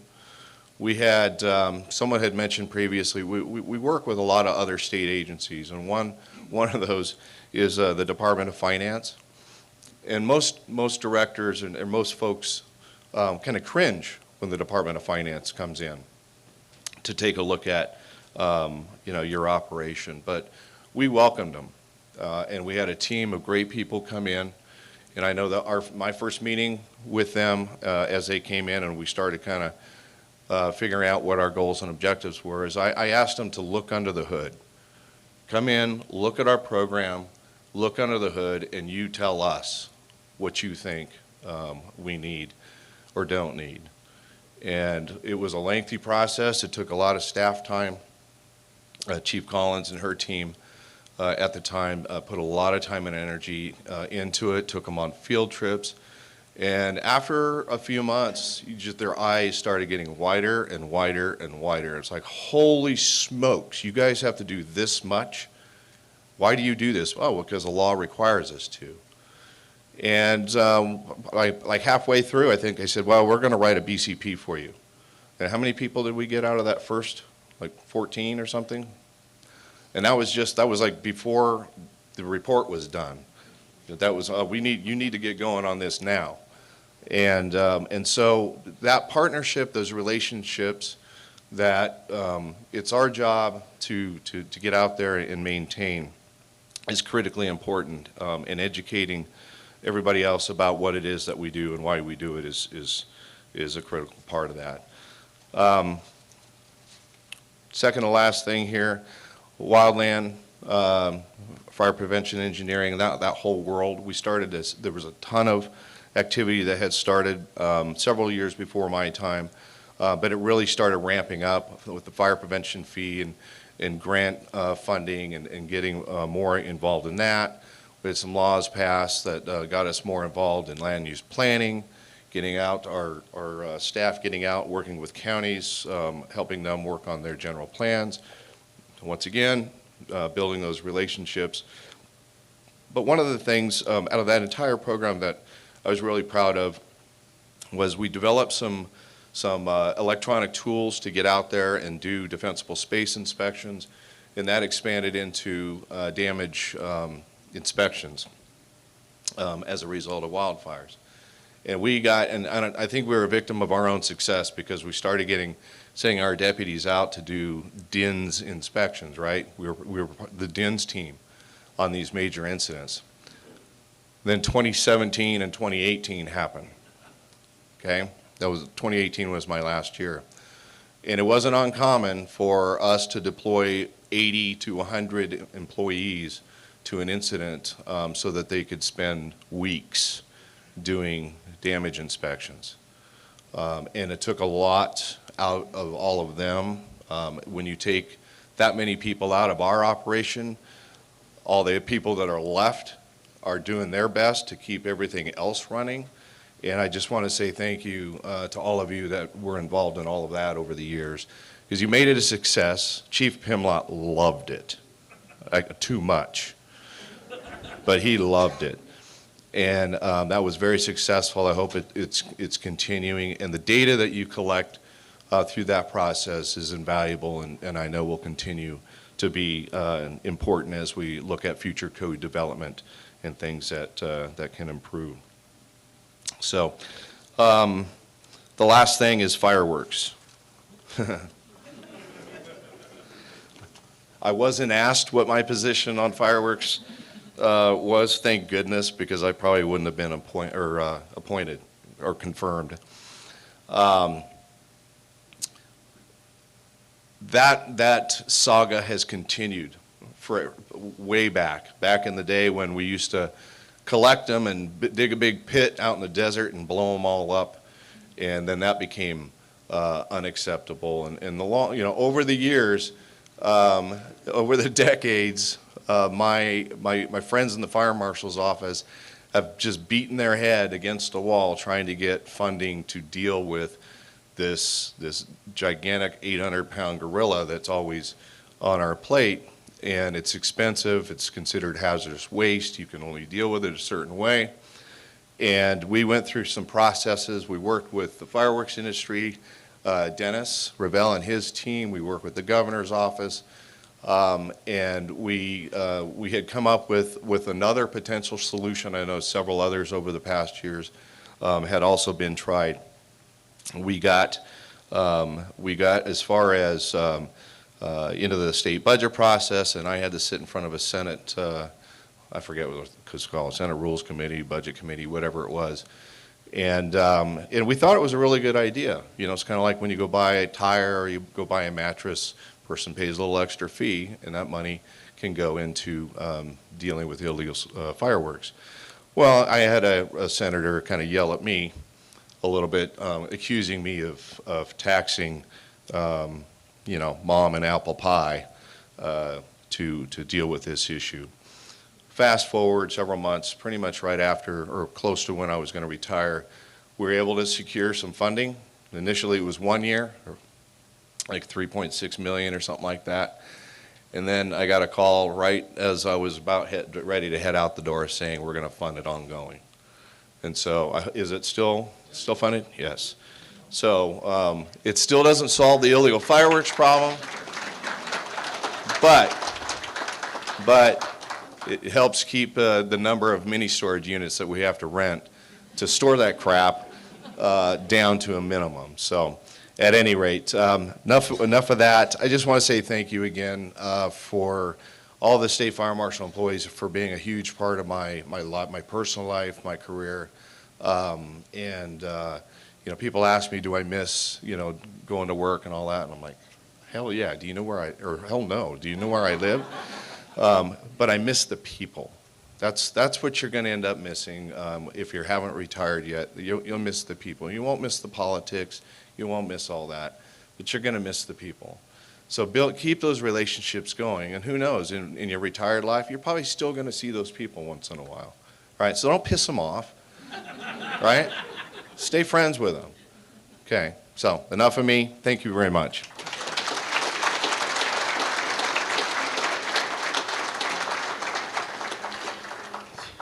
Thank you, Chief. And last but not least, today, Chief Michael Richwine. And this doesn't include your acting services, but 2020 to 2022. I'm sure you can let us know the other ones. I got a SAG award for that acting experience.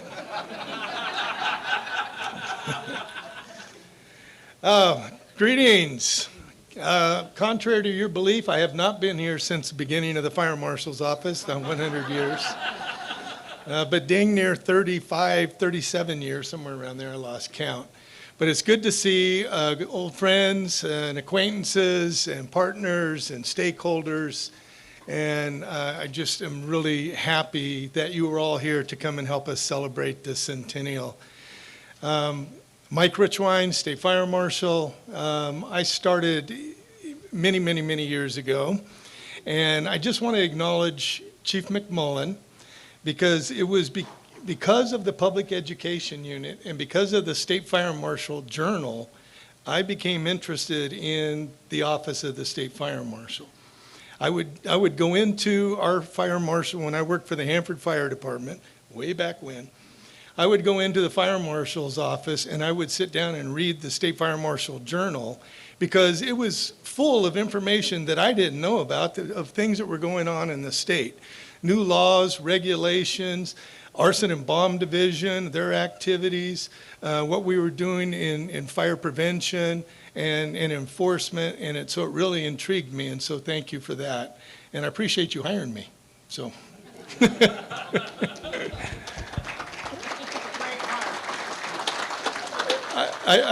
I'm just going to be candid here. first time I met Chief McMullen, we went to his office to get sworn in. I think there was 9 of us. And we're all sitting there on the couch and in the chairs waiting for the boss to come in. And he comes flying in, and he's got some camera, some photographers with her. And I was like, holy crap, this is like the governor. Man, I was like, wow. But anyways, my journey here, though, it wouldn't have happened if it wasn't for Jenny Krippner. And Jenny, thank you. Jenny Krippner was from the Visalia Fire Department, and she was assigned to the Hanford, Fresno, Visalia, Tulare County area. And I got a call from the fire marshal one day because he knew I was really interested in fire prevention, investigations, and training. And he said, hey, the fire marshal's in town. You ought to go over there and meet her. I go, okay. So I asked my captain. He said, hell no. And so went to the chief, and he said, okay, sure. So, no, just kidding. But I ended up meeting with Jenny, and we met a couple of times, and I shadowed her when she would come to town and do our HHS inspections of skilled nursing facilities. And basically, she would walk down the corridor, and she would knock on doors. She would close the door and knock on it, close the door and knock on it. And I'm going, what are you doing? She goes, making sure these are solid core doors. I can do this.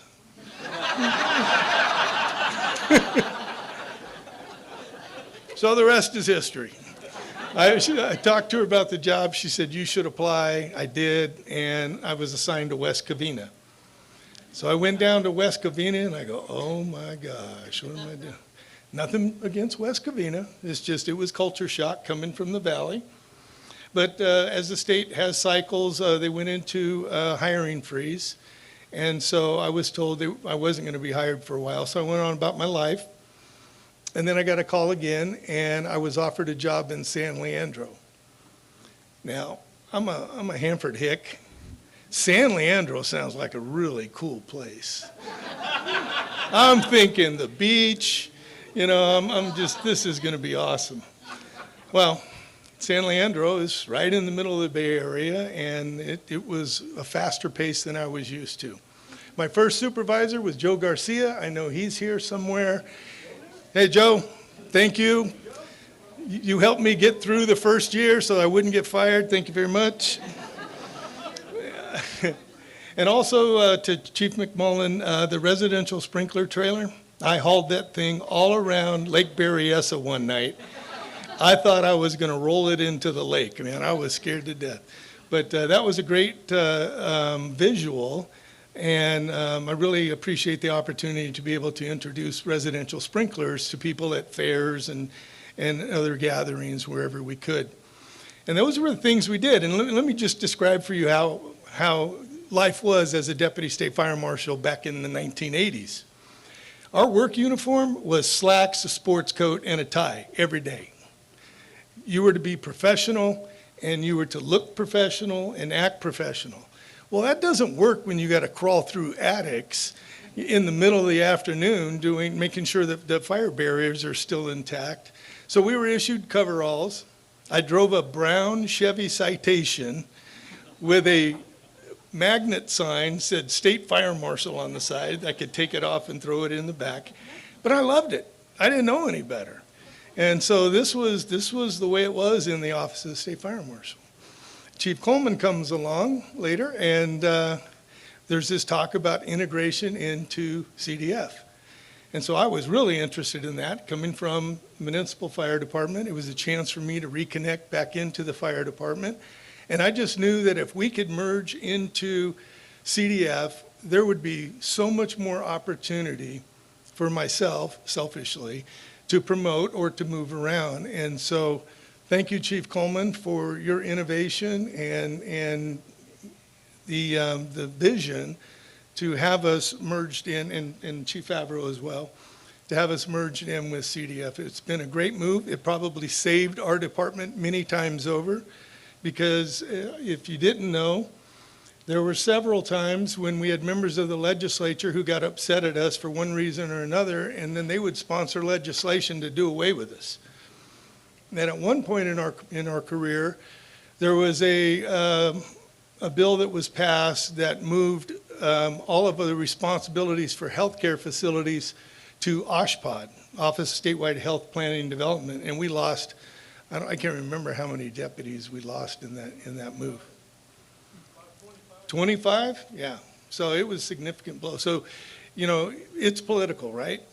So I think being in CAL FIRE helped us to be able to become the fire prevention arm of CAL FIRE and also the investigations, and also to boost the training programs as well. So it's been a great move. Chief Grijalva, thank you for promoting me to Division Chief. And thank you for the lessons that I learned from you about building these relationships. And I really appreciated your lessons about passion for the job. Finding people who have a passion and put them in that position, put them in an opportunity to work where they have passion, because they'll always want to come to work. And that was spot on. So thank you very much for that.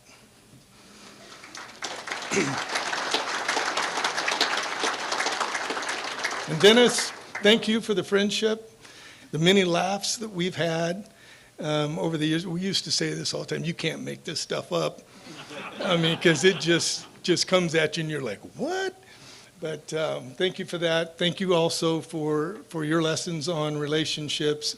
I mean, you had a great relationship with the governor's office and with Nettie, something that you worked really hard on, and it paid off huge for us in getting our positions filled and helping us to meet some of our mandates that have been hanging out there for so long.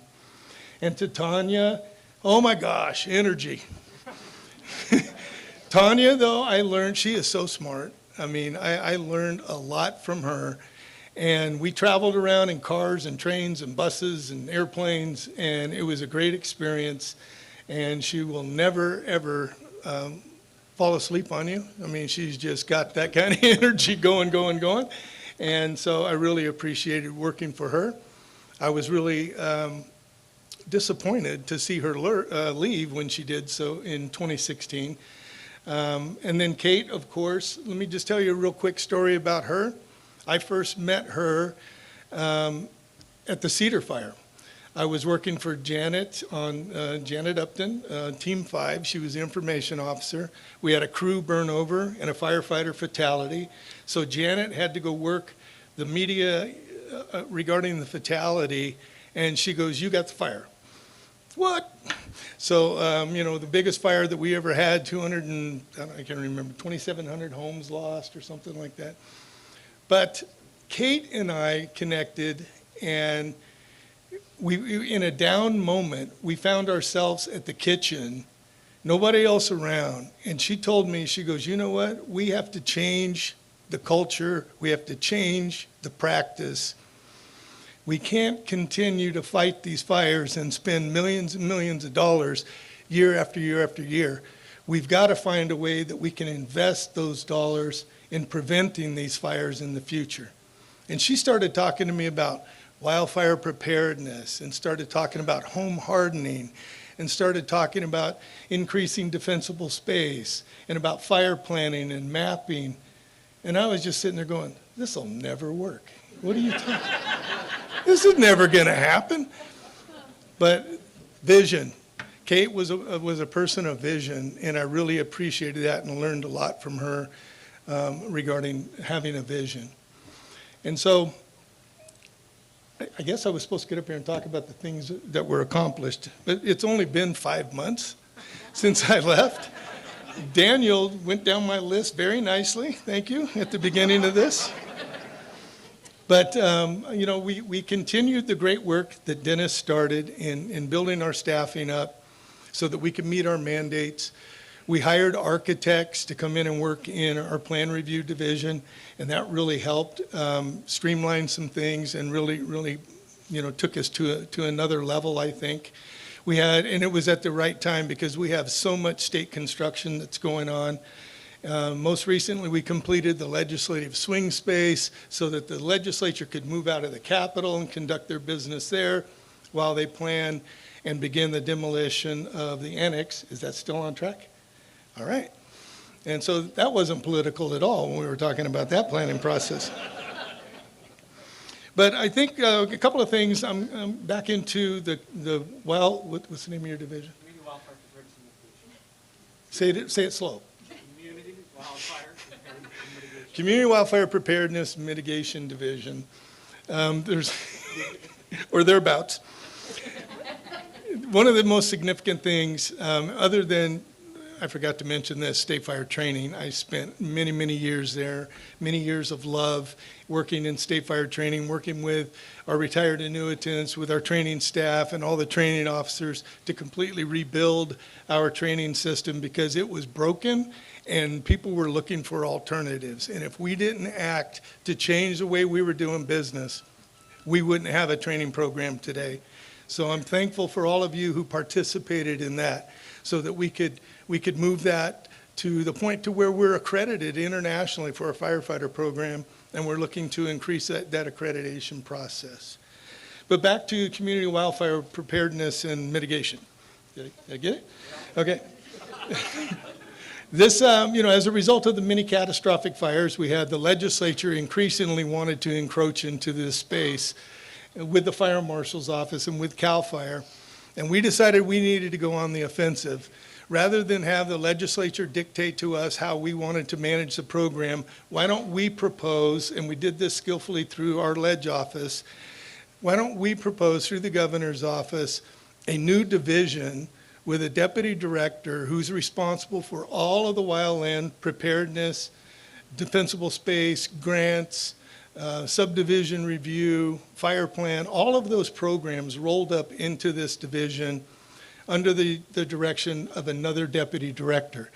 And that's a significant change because there had only been one deputy director and then the fire marshal. And so now there are two, and we can manage that span of control much more effectively.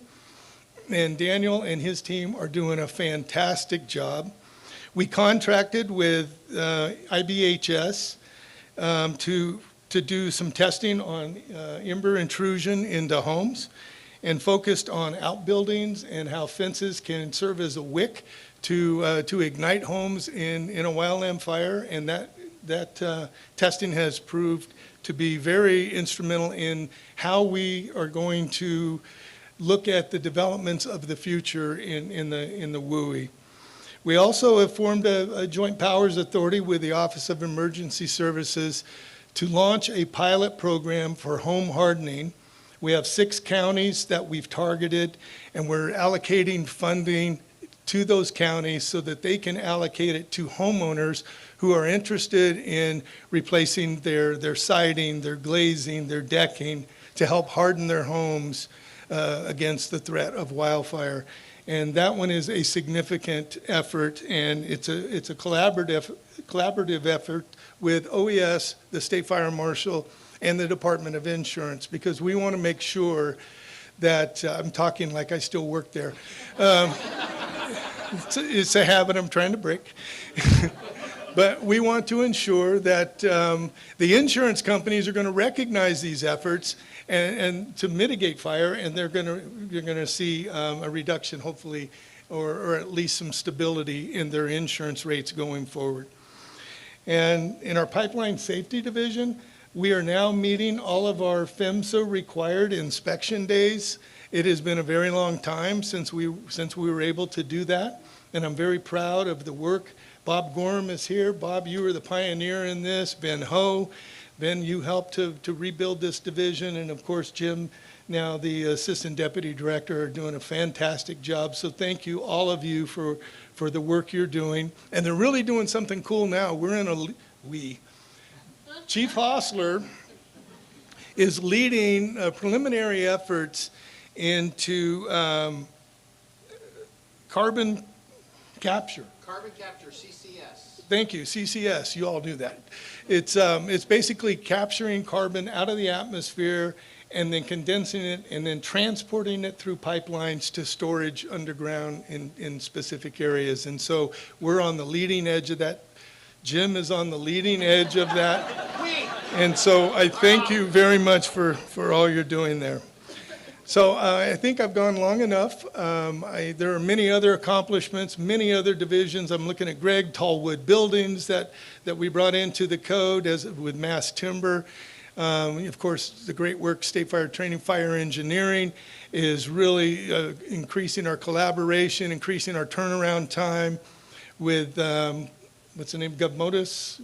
GovModus and the, I used to know this stuff, man. It's real bad. Time to go. But I have that passion. So anyways, I'm going to end it there. I want to thank all of you. I want to thank all of our staff for all the work that you put into making this day happen. And thanks to all of you for being here today. And I'll turn it back over to Chief Hostler.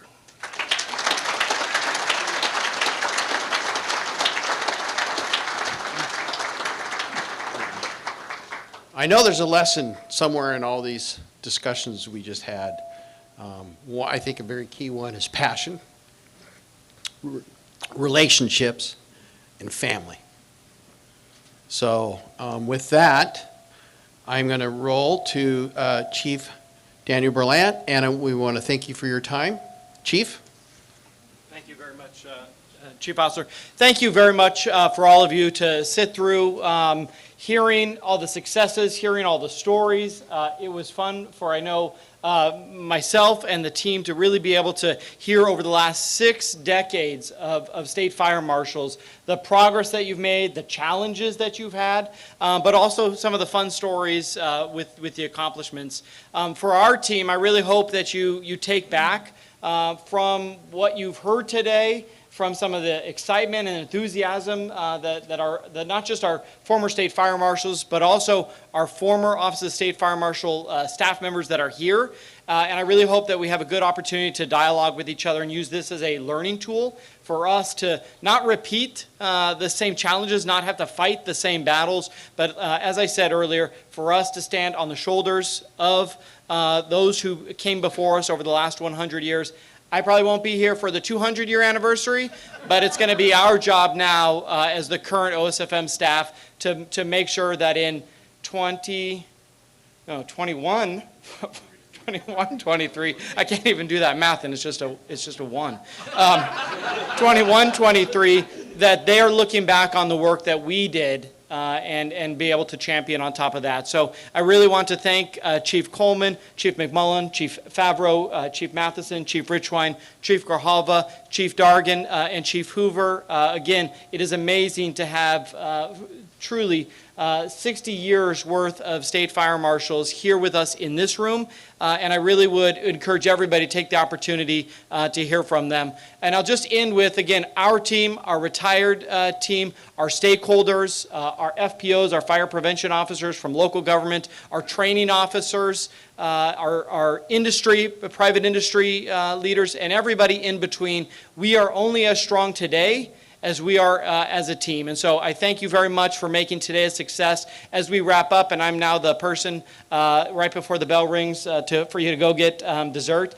But I just really want to take an opportunity to acknowledge the partners in the Building Officials Association, the International Code Council, as well as a donation from Chief Hart here and others who helped make sure that we had the financial backing to be able to serve dessert and to have this facility. So our great friends at Cal Expo who provided us this through those contributions, but also Chief Collins, Jamie Allen from our team. Actually, there's a whole host, Kara Garrett, who really worked to make the ceremony today possible. Of course, we couldn't have had it without our host, Jim Hosser, and we couldn't have had it without our Centennial Committee led by Crystal Sujeski and Kara Garrett and about 20 other people who all made the logo that you see and everything that came into this 100-year celebration happen. So with that, thank you very much. Please have some dessert. We would love to take some photographs of our former state fire marshals and any other of our partners. So thank you.